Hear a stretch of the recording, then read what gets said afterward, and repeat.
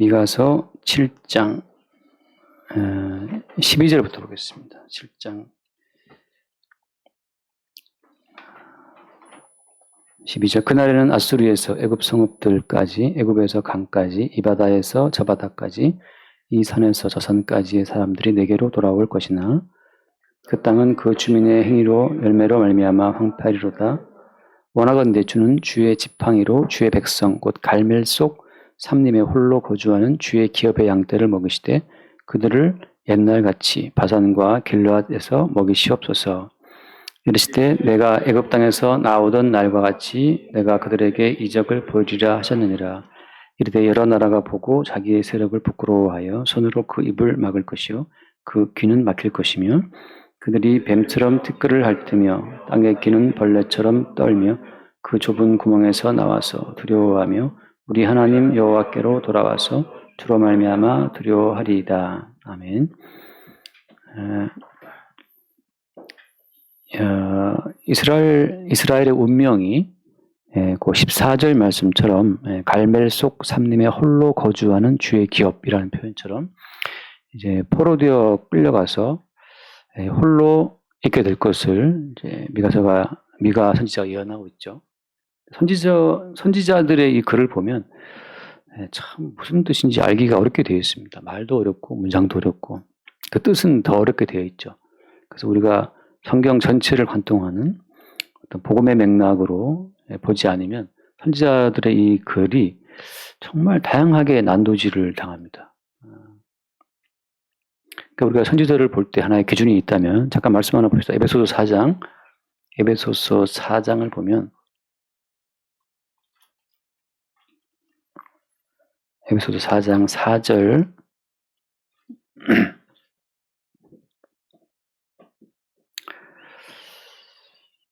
몸이 하나요 성령 또 한 분이시니 이와 같이 너희가 부르심의 한 소망 안에서 부르심을 받았느니라. 일단 보세요. 주도 한 분이시요 믿음도 하나요 세례도 하나요 하나님도 한 분이시니 곧 만유의 아버지시라. 만유 위에 계시고 만유를 통일하시고 만유 가운데 계시도다.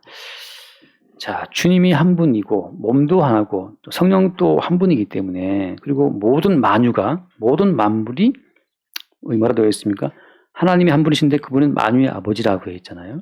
만유를 통일하시고 근데 하나님 아버지가 만유를 통일하실 때 누구로 통일해야 된다고 되어 있습니까? 그리스도 예수로 말미암아 모든 만물을 통일한다고 되어 있고 그리스도 예수의 몸으로 세워진 그 교회가 만물 안에서 만물을 충만케 하시는 자의 충만이라고 이제 있단 말이죠. 앞에 제가 안 읽었습니다. 앞에 부분 나오지만. 그러니까 이 모든 만물이 엄청 복잡해 보이잖아요. 그러니까 이 모든 만물을 연구하는 분야가 또 엄청 다양하고 그러니까 무슨 거시계, 미시계 나누어서 거시계에는 만류인력 법칙이 뉴턴의 법칙이 통하지만 또 미시계는 안 통한다는 말도 있고 말이죠. 그리고 무슨 아인슈타인 상성 이론이 있고 복잡하게 여러 가지가 있단 말이죠. 밀도 강한 것이 시공을 휘게 한다는 말도 있고 그러니까 이 다양한 이 만물의 어떤 부분을 연구하다 보면 인간이 미쳐버립니다. 끝도 없이 다양한 분야이기 때문에. 근데 하나님께서는 무슨 말씀하시느냐? 하나님이 한 분이시고 그리스도 예수를 머리로 해서 모든 만물을 통일하시겠다. 이렇게 딱 계획을 세우고 지금 끌고 가시는 과정 속에서 누가 나온 거예요? 선지자들의 고백이, 선지자의 예언이 나온 거죠. 선지자들의 모든 말이 엄청 어렵고 헷갈린다 하더라도 그러니까 우리는 어디에 초점을 두고 선지자들의 선지서를 봐야 된다는 겁니까? 아버지의 뜻이 머리이신 예수 그리스도를 만유의 머리로 세워서 그리스도 예수의 지체로 모든 만물을 새롭게 하시겠다고 하는 그게 초점을 두고 이제 이 성경을 봐야 되는 거죠. 예수님께서 어딥니까? 첫 번째 표적을 행했잖아요. 가나 혼인잔치에서. 근데 예수님께서 무엇으로 포도주를 만들었습니까? 포도주를 만들 때 뭘로 만들었어요, 예수님이? 물로 만들었잖아요. 근데 우리가 알고 하나님의 창조라고 하는 것은 무에서 유를 만드는 걸 알고 있는데 하나님께서 창조하시는 원리 똑같이 예수님이 창조하실 때도 그냥 포도주가 없다 그러면 포도주 없어? 포도주에 있으라 하면 될 거 아니에요. 왜 예수님은 구태여 그 물동에 물을 꽉 채워라 말이죠. 그 물동에 물을 가득 채워서 갖다 주고 퍼서 주라. 그럼 물이라는 걸 왜 꼭 필요로 하는 겁니까? 그냥 뭐 빈통 갖다 놓고 주님이 포도주 있으라 그러면 안 되는 거예요? 꼭 물이 있어야 되는 겁니까? 그것이 뭘 말하냐 하면 예수께서 이 땅에 오셔서 자기의 백성을 만드시는 과정을 보여주는 거고, 첫 번째 창조로부터, 잘 들어보세요. 아무튼 지금 모든 만물이 있는데, 이 처음 창조에 속한 모든 세계가 있는데, 이 처음 창조에 속한 세계로부터 그리스도 예수를 머리로 하는 그의 몸된 교회를 끄집어내시는 겁니다. 모든 만물이 있지만 이 모든 만물이 다 예수 그리스도께서 세우시는 천국에 들어가는 것이 아니고, 그리스도 예수를 머리로 하는 한 새로운 몸을 세울 때 그리스도 예수의 살과 피로 세워지는 그 새로운 몸을 교회라고 하는데, 그 교회를 뭐라고 에베소서는 표현하고 있어요? 지금 안 좋지만 한번 세자말로 볼래요? 에베소서 2장 23절. 22절부터 22, 23. 에베소서 2장 22, 23. 22절. 또 만물을 그의 발 아래에 복종하게 하시고 그를 만물 위에 교회의 머리로 삼으셨느니라. 자, 일단 처음 창조에 속한 모든 만물을 예수 그리스도의 발 아래 복종하게 하셔서 이제 예수 그리스도가 만물의 머리가 되셨는데, 그 앞에 무슨 단계가 있어요? 그를 만물 위에 뭐의 머리? 교회의 머리로 삼았다는 말을 한단 말이죠. 자, 하나님이 모든 만물을 창조하신 창조주가 맞는데, 예수께서 모든 만물을 통치하는 새로운 주가 되실 때에는 무슨 머리다? 만물 위에 교회의 머리로 삼으셨다고 하는 거죠. 엄밀히 말하면 예수 그리스도는 그래서 만유의 머리가 아니고 어디의 머리입니까? 교회의 머리, 교회의 머리. 근데 그 교회는 뭐예요? 그 교회는 어디 있다? 만물 위에 있다는 거죠. 23절. 교회는 그의 몸이니 만물 안에서 만물을 충만케 하시는 이의 충만함이니라. 다시 말해서 예수 그리스도의 몸된 교회로 연합되지 않는 모든 만물은 몽땅 다 이제 지옥의 불에 던져지는 겁니다. 처음 창조에 속한 모든 것들이 그리스도 예수를 머리로 하는 새로운 몸에 연합되지 않은 모든 것들은 버려지는 것이고, 그리스도 예수의 머리에 연합되는 그 만물만이 이제 만물 안에서 만물을 충만케 하시는 그분의 충만함으로 존재하는 그의 몸, 교회가 되는 거예요. 교회라고 하는 것은 그래서 모든 만물을 충만케 하시는 그분의 충만함이 무엇이다? 그 교회라고 하는 겁니다. 바꿔 말해서 하윤이가 이제 핸드폰을 쓰고 있는데, 그래서 아이폰 유저들의 반응이 뜨겁다고 본 것 같아요. 아이폰을 사서 지금 쓰고 있는데, 아이폰이라고 하는 것은 하윤이와 한 몸인가요? 한 몸은 아니죠. 아이폰은 바꿀 수도 있고, 그죠? 잃어버릴 수도 있고, 다른 걸 도정으로 바꿀 수도 있잖아요. 그런데 뭐든지 하윤이가 먹는 모든 것들은 하윤이 몸속에 들어와서 하윤이의 살과 피가 된단 말이죠. 야채를 먹든 햄버거를 먹든 아무튼 여기 들어와서 벌어질 건 벌어지고 나머지는 하윤이의 살과 피와 이 모든 신경망으로 다 전달되어서 온몸에 이제 간단 말이지. 모든 만물이라고 하는 것은 그리스도 예수의 살과 피의 요소로 연합되는 것만이 만물로 남는 것이고, 나머지는 다 어떻게 돼요? 지옥의 불에 다 던져지는 겁니다. 왜 예수께서 물로 포도주를 만드시는 것이냐? 예수님의 구원 작업이라고 하는 것은 없는 데서 있는 걸 만들어내는 것이 아니고, 있는 데서 처음 창조에 속한 모든 만물이 있는 데에 있는 곳으로부터 주님이 끄집어내서 새롭게 만물을 구성하시는 예수 그리스도의 몸으로 구성되는 만물의 요소로 삼으신다고 하는 거죠.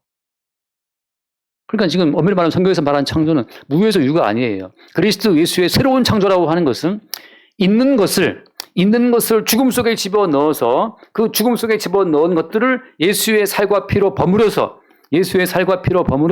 새로운 피조물로 만들어내는 그것이 예수님이 만드시는 새로운 창조고 새로운 피조물이라고 하는 거예요. 그 과정이, 있는 것을 죽음에 넣는 그 과정이 구약의 그런 말하면 광야입니다. 광야. 이스라엘 백성들이 구원받은 다음에 하나님이 베푸신 그 출애굽의 구원을 이스라엘 백성들이 기뻐했습니까? 아니면 싫어했습니까? 여러분들은 예수님께 베푸시는 구원이 좋아요, 싫어요? 잠깐 민수기 14장 말씀합시다. 민수기 14장. 민수기 14장.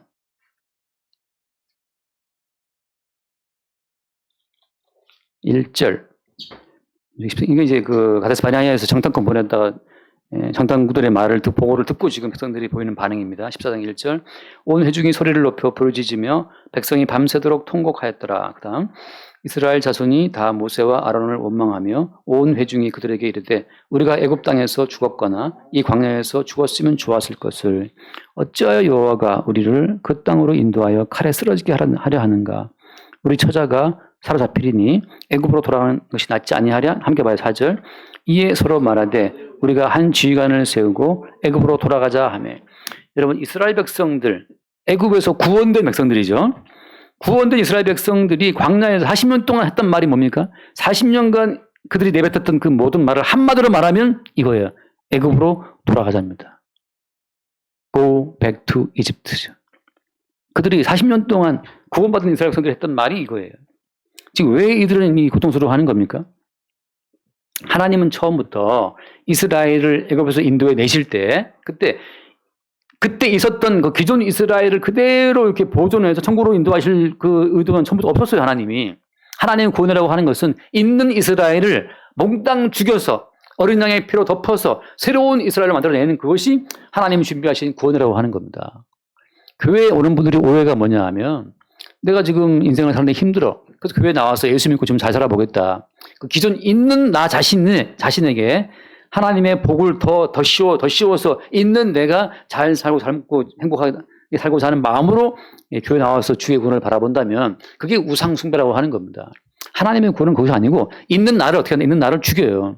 있는 나를 죽이고 해체시켜버리고 없애버리고 그리스도 예수의 그 어린 양의 죽음에 합류화된 새로운 존재를 죽여버리고 나서 그래서 예수의 것으로 살게 하는 그것이 하나님께서 준비하신 구원이라고 하는 거죠. 그러니까 이스라엘은 40년 동안 기존의 자기 자아를 그거를 잃어버릴까봐 기존에 알고 있었던 자기 자아를 지키려고 그 몸부림을 치면서 하나님의 구원에 반항하는 겁니다. 하나님의 구원은 물을 기로 통에 채운 다음에 포도주로 바꾸는 것처럼 하나님은 기존 이스라엘을 다 끄집어내서 광야에 집어넣어 놔서 포도주로 바꾸는 것처럼 기존 이스라엘을 죽이고 다른 성질로 그들을 바꾸려고 하시는 거예요. 그게 구원이에요.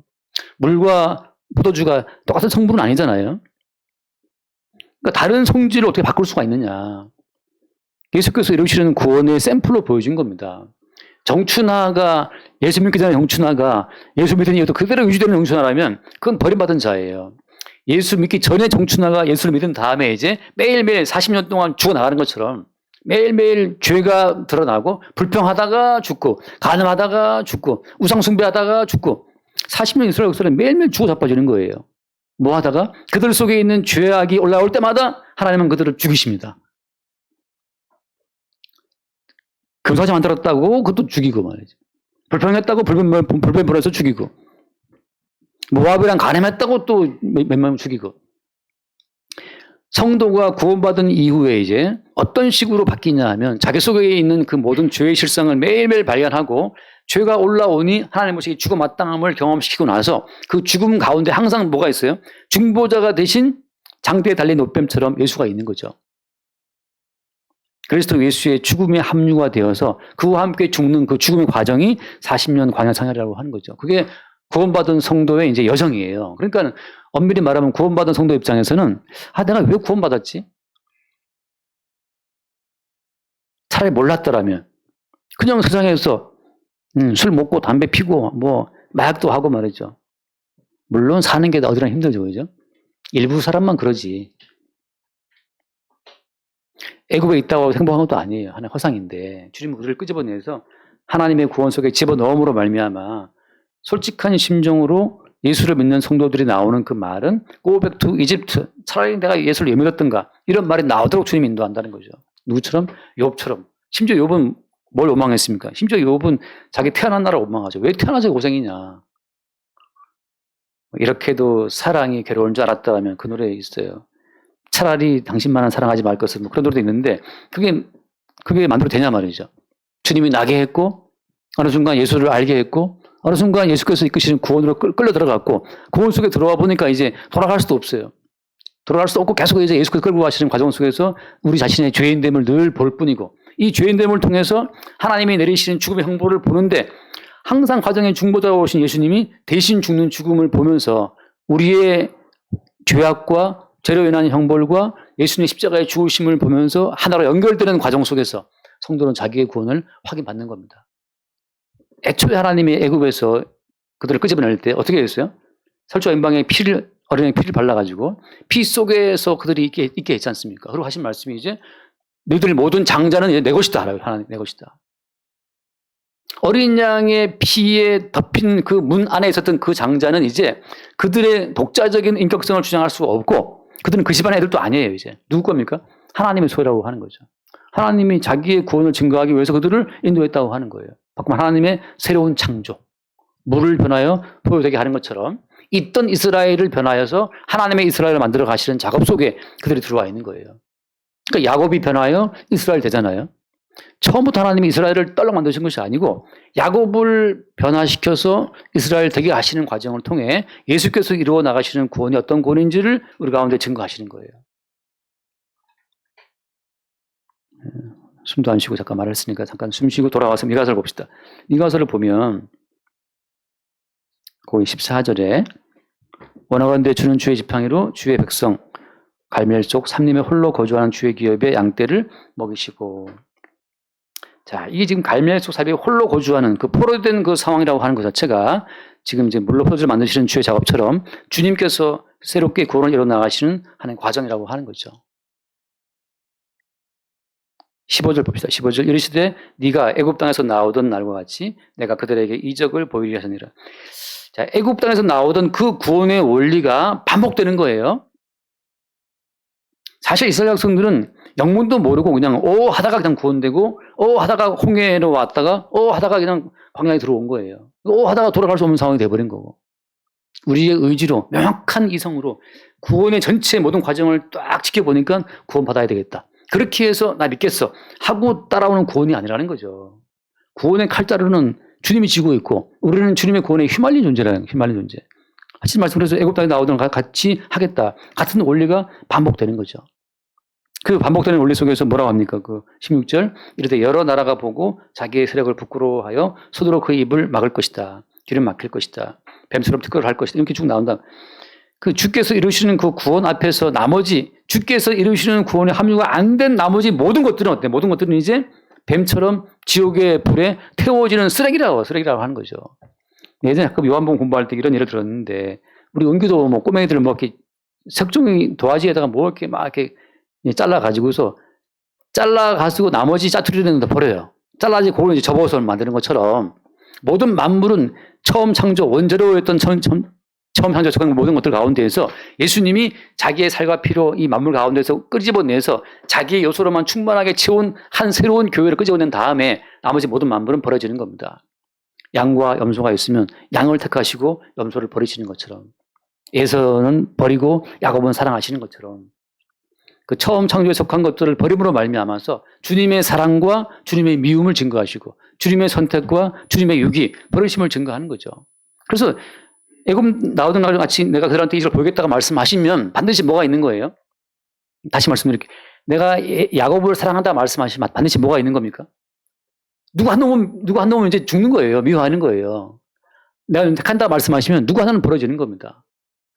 항상 성경에서는 그래서 너만이 아니고 너를 택할 때 그 반대로 누군가는 벌어지는 항상 양면이 같이 있다고 하는 거죠.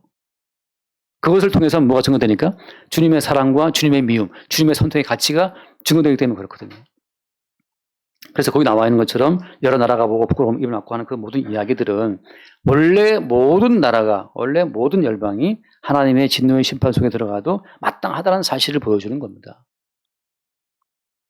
잠깐 말씀 하나 볼게요. 다니엘서 4장.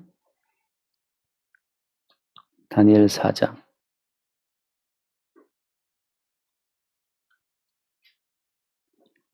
다니엘서 4장 28절 봅시다. 28절.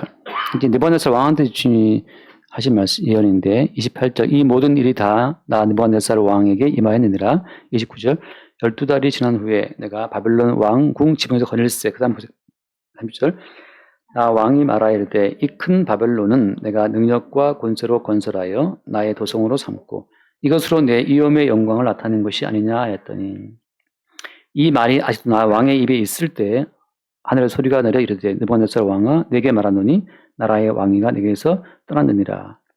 내가 사람에게서 쫓겨나서 들짐승과 함께 살면서 소처럼 풀을 먹을 것이요 이와 같이 7대를 지내서 지키 높으신 이가 사람의 나라를 다스리시며 자기 뜻대로 그것을 노후에 주시는 줄을 알기까지 이르리라 하더라. 바로 그때에 같이 봐요. 이 일이 느부갓네살에게 응함으로 내가 사람에게 쫓겨나서 소처럼 풀을 먹으며 몸이 하늘 이슬에서 젖고 머리털이 독수리 털과 같이 자랐고 손톱은 새 발톱과 같이 되었더라. 예, 느부갓네살 왕이 바벨론 제국을 건설하고 역사상 가장 완벽한 제국이라는 말을 하잖아요. 바벨론 제국을. 그 제국을 세운 왕의 총명이라는 것이 그의 카리스마라는 것이 얼마나 대단하겠습니까? 근데 그 모든 왕의 총명과 왕의 능력, 카리스마라는 것이 다 원천이 어디에 있어? 원천이 뿌리가? 뿌리는 주님이었죠. 주님이 그에게 그러한 총명을 주셨기 때문에 그가 제국의 황제가 되어서 살았던 겁니다. 근데 이제 주님께서 그 왕을 쳐서 짐승처럼 만드심으로 말미암아서 모든 만물에게 생명을 주는 그 원천이 되시는 분이 주님 자신이라는 사실을 증거하고 있는 거예요. 자, 다시 말해서 성도는 하나님께서 이 세상을 어떻게 저주하시는지 그 저주의 그 기반 위에서 항상 성도는 서 있는 겁니다. 지금 주님이 우리의 총명을 걷어가시면 우리라고 볼 수 있겠습니까? 우리라고. 총명 걷어가시는 순간 여기 앞에 약간 해당 것만 있지만 거기 한 겨울에 쓰레빠 신고 다니는 아줌마 있어요. 한 겨울에 머리를 그냥 남발을 해서 막 떨면서 서서 쓰레빠를 신고 겨울에 있어요. 겨울에 여기 24시간 은행 거기대로 추위를 피하기도 하고 가끔 뭐 하나 사라고 막 들이민단 말이죠. 글쎄요, 듣자 하니 그분도 대학 나온 여자분이라 그러는데 예전에 어떤 안 좋은 사건에 휘말려갖고 충격 때문에 정신이 돌았다는 말도 하고 그래요. 근데 아무튼 그분이 있는데 사람의 어떤 존귀함이라고 하는 것은 주님께서 그러한 총명을 주셨기 때문에 어떤 사람다움이 유지가 되는 거지. 사람이 어떻게 사람답습니까? 병원에 눕혀놓으면 그 사람다움 그 어떤 존엄함이 병원에 들어놓여 있는 환자한테 그 있을까요? 없어요. 그래서 하나 읽고 마칩시다. 여호수아 8장.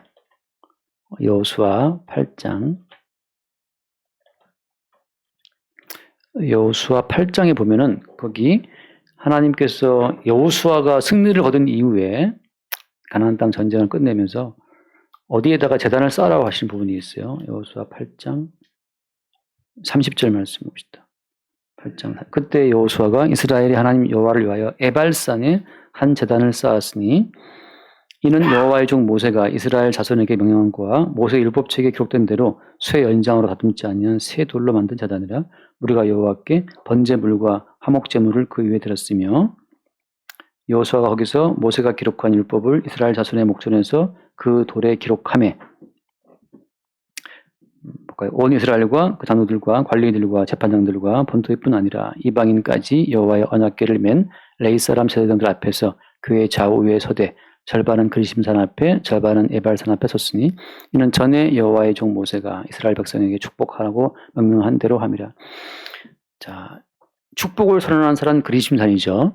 저주를 선언한 사람은 에발산입니다. 근데 하나님께서는 어디에 제단을 쌓게 했어요? 저주를 선언하는 에발산에 제단을 쌓게 했죠. 다시 말하면 성도의 모든 축복이라고 하는 것은 그 기반이 어디에 기반이 저주입니다. 난 당연히 복을 받아야 되고 난 당연히 천국 가야 되고 그게 아니고 나는 당연히 모든 지각을 빼앗겨서 짐승처럼 풀을 먹었던 느부갓네살 왕처럼 나는 당연히 모든 지각을 압류당한 채 짐승처럼 살아 마땅한 자인데 오늘 나에게 이 총명과 지각이 있어서 뭔가 이렇게 사람처럼 살아가고 있다는 이 자체는 어디에 있다는 겁니까? 그것이 십자가에서 대신 저주를 받으신 예수 그리스도의 은택에 있다는 사실을 우리에게 증거하시는 거죠. 에발산에다가 제단을 쌓아라. 그 말은 그리스도 예수의 십자가가 한마디로 말하면 그 저주받은 십자가죠. 저주. 성도가 자기의 자리를 마땅한 복의 자리에 세워버리면 거기 날아오는 것은 저주예요. 저주. 에발산에 서서 뭘 선언한다고요? 이스라엘을 나눠가지고 에발산에서는 저주를 선언합니다. 그림산에 설 때는 뭐예요? 그림산에서는 축복을 선언하죠. 그러면 날아오는 축복을 듣는 자들은 누구예요?